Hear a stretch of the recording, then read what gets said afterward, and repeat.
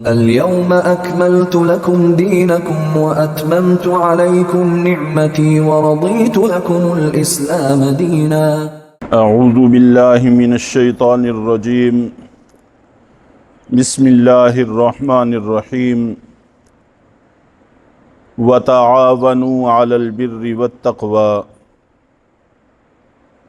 اور ایک دوسرے کا تعاون کرو نیکی اور تقوی کی بنیاد پر. ولا تعاونوا علی الاثم والعدوان، اور نہ تم ایک دوسرے کا تعاون کرو گناہ اور ظلم کے کاموں پر. واتقوا اللہ، اللہ سے ڈرو. ان اللہ شدید العقاب، یقیناً اللہ تعالیٰ کا عذاب بڑا سخت ہے. سورہ مائدہ کی دوسری آیت کے آخر میں اللہ رب العزت نے ایک اصول اور ضابطہ ارشاد فرمایا ہے جو ہماری اس دنیاوی زندگی اور پورے نظام کی روح کی حیثیت رکھتا ہے، بلکہ اگر غور کیا جائے تو ہماری بقا کی بنیاد بھی اسی پر ہے، اور وہ ہے کہ ہم ایک دوسرے کا تعاون کریں. بغیر ایک دوسرے کے تعاون کے زندہ رہنا یہ کسی کے بھی بس کی بات نہیں ہے. آپ جانتے ہیں کہ دنیا کے اندر چاہے کوئی آدمی جتنا بھی طاقتور ہو، عقل مند ہو اور زورآور ہو، با اختیار ہو، وہ اپنی تمام تر ضروریات کی کفالت نہیں کر سکتا. مثال کے طور پر ہم لقمہ کھاتے ہیں یا پانی کا گھونٹ پیتے ہیں تو اس کو گندم اگانے سے لے کر کھانے کے قابل بنانے تک کے بے شمار مراحل کوئی بھی انسان تنہا نہیں کر سکتا. گندم کہاں کاشت ہو رہی ہے، وہاں کام کرنے والے لوگ کہاں سے آئے ہیں، اور جس مشینری سے کاشت کیا جا رہا ہے اس مشینری کو بنانے کی فیکٹریاں کہاں کہاں پر ہیں، اس کا مٹیریل کون کون سے ملک سے آ رہا ہے، اور ان کو نکالنے کے لیے زمین سے، پہاڑوں سے کون کون لوگ کام کر رہے ہیں. یہ ایک لامحدود سلسلہ ہے کہ لاکھوں لوگ، لاکھوں صلاحیتیں اور لاکھوں طرح کی طاقتیں استعمال ہوتی ہیں، تب جا کر گندم کے چند دانے لقمے کی شکل اختیار کر کے ہماری بھوک کو مٹاتی ہیں. اور یہی صورتحال پانی کا بھی ہے. اسی طرح ہم لباس پہنتے ہیں، ہماری ضرورت ہے، اس کے بغیر کوئی چارہ کار نہیں ہے. کپاس اگانے سے لے کر اس کو کپڑے کی شکل دے کر جسم کے مطابق پہننے کے قابل بنانا، یہ بھی کسی ایک آدمی کے بس کا کام نہیں ہے. اس میں بھی بے شمار مراحل ہیں جن سے گزر کے یہی کپاس ایک کپڑے کی شکل اختیار کر کے ہمارے جسم کو ڈھانپتی ہے. اسی طرح ہم اپنے بوجھ کو ایک جگہ سے دوسری جگہ کی طرف منتقل کرتے ہیں تو اس کے لیے سارے انتظامات کسی شخص کے بس کی بات نہیں ہے. ہم چند روپے خرچ کرتے ہیں اور باہر ہمیں روڈ پر رکشہ مل جاتا ہے، ٹیکسی مل جاتی ہے، ویگن مل جاتی ہے، ہم اس پر بیٹھ کر کسی جگہ پر بھی جانا چاہیں وہاں پر چلے جاتے ہیں. تو یہ تعاون کے ساتھ نظام چل رہا ہے. ہم نہ تو دوسرے لوگوں کے تعاون کے بغیر اپنی بھوک مٹا سکتے ہیں، نہ پیاس مٹا سکتے ہیں، نہ پہننے کی ضرورت پوری کر سکتے ہیں، نہ اپنے بوجھ کو ایک جگہ سے دوسری جگہ کی طرف منتقل کر سکتے ہیں. وہ ویگنیں، وہ بسیں، وہ ساری چیزیں، مشینریاں کہاں بنی، کہاں سے ان کا مٹیریل آیا، کتنے لوگوں نے اس پر کام کیا، تب وہ یہ شکل اختیار کر کے ہمیں ایک جگہ سے دوسری جگہ کی طرف منتقل کرنے کے قابل ہوئیں. تو ہم صرف چند روپے خرچ کرتے ہیں اور اپنی یہ ضرورت پوری کر لیتے ہیں.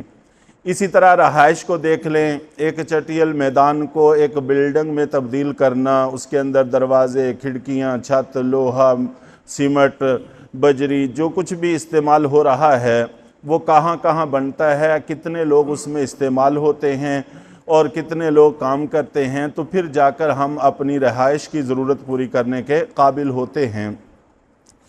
تو اللہ تعالیٰ نے انسانوں کو اپنی ضرورتیں پوری کرنے کے اعتبار سے ایک دوسرے کا محتاج کر دیا ہے۔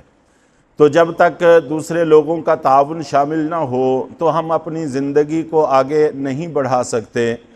ایک مزدور غریب آدمی پیسوں کے لیے امیر لوگوں کا محتاج ہے، اور امیر سے امیر آدمی ظاہر ہے کہ اپنے کام کاج کے لیے اس مزدور کا محتاج ہے، اور کوئی بھی آدمی تنہا اس زندگی کے سفر کو جاری نہیں رکھ سکتا۔ تو اس حوالے سے ہم تعاون کے محتاج ہیں اور تعاون کے بغیر آگے نہیں بڑھ سکتے۔ لیکن اگر اس میں تھوڑا سا غور کیا جائے تو یہی تعاون کی طاقت غلط بھی استعمال ہو سکتی ہے۔ اللہ تعالیٰ نے ہمیں حکم دیا ہے کہ نیکی اور تقوی میں اپنی تعاون کی طاقت کو استعمال کرو، لیکن دوسری طرف ہمیں منع بھی کیا ہے کہ ظلم اور زیادتی اور جرائم، قتل و غارت وغیرہ، ڈاکہ زنی، ان کاموں میں استعمال نہ کرو۔ تو ظاہر ہے کہ جب اللہ نے منع کیا ہے تو یقیناً یہ طاقت ان کاموں میں استعمال ہو سکتی ہے، ہوتی رہی ہے اور ہو رہی ہے۔ تو یہ ایسی تلوار ہے، تعاون کی طاقت ایک ایسی تلوار ہے جو صحیح بھی استعمال ہو سکتی ہے، غلط بھی استعمال ہو سکتی ہے۔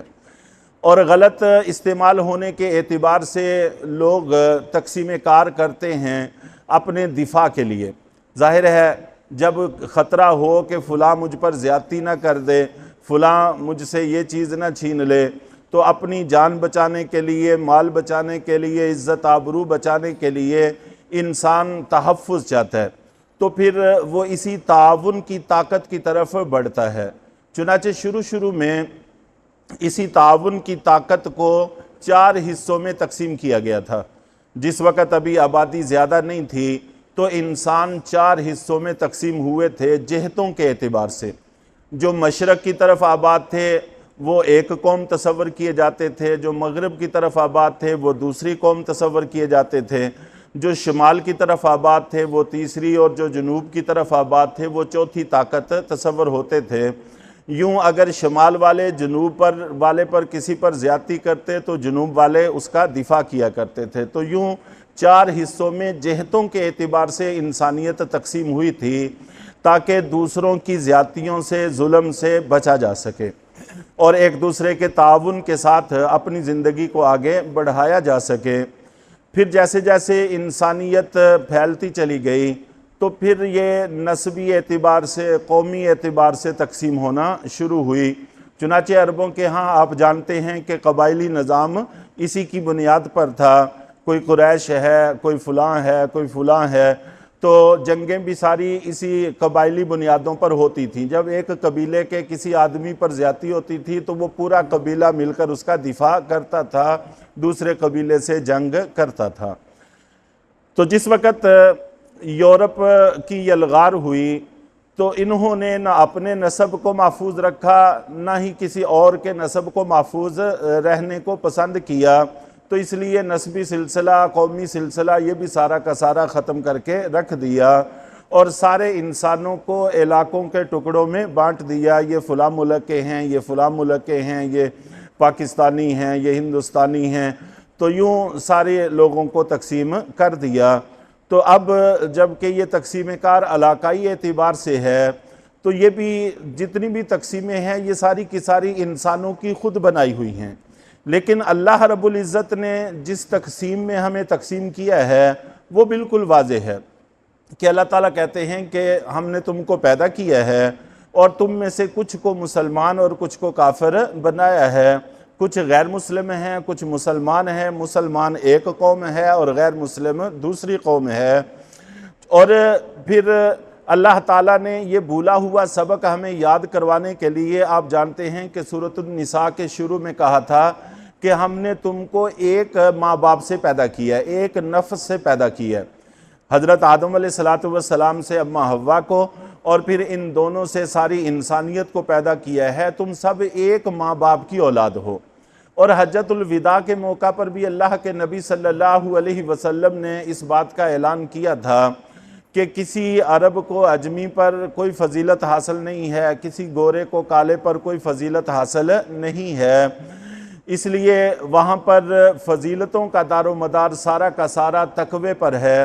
چنانچہ یہی وہ اعلان تھا کہ ابو لہب اور ابو جہل وغیرہ جیسے لوگ اللہ کے نبی صلی اللہ علیہ وسلم سے دور ہوئے، اور بلال حبشی اور صہیب رومی جیسے لوگ اللہ کے نبی صلی اللہ علیہ وسلم اور باقی صحابہ کے قریب اور ان کے بھائی بنے۔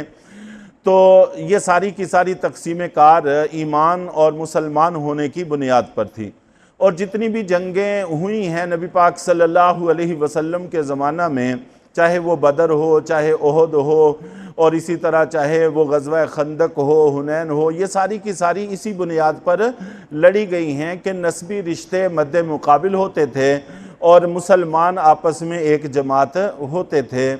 تو ہمیں یہ بتایا گیا ہے کہ مسلمان ایک جماعت ہیں، غیر مسلم دوسری جماعت ہیں، اور اسی طرح قرآن پاک میں فرمایا انما المؤمنون اخوہ، کہ تم سارے مسلمان بھائی ہو، چنانچہ بھائیوں کی طرح رہنا چاہیے۔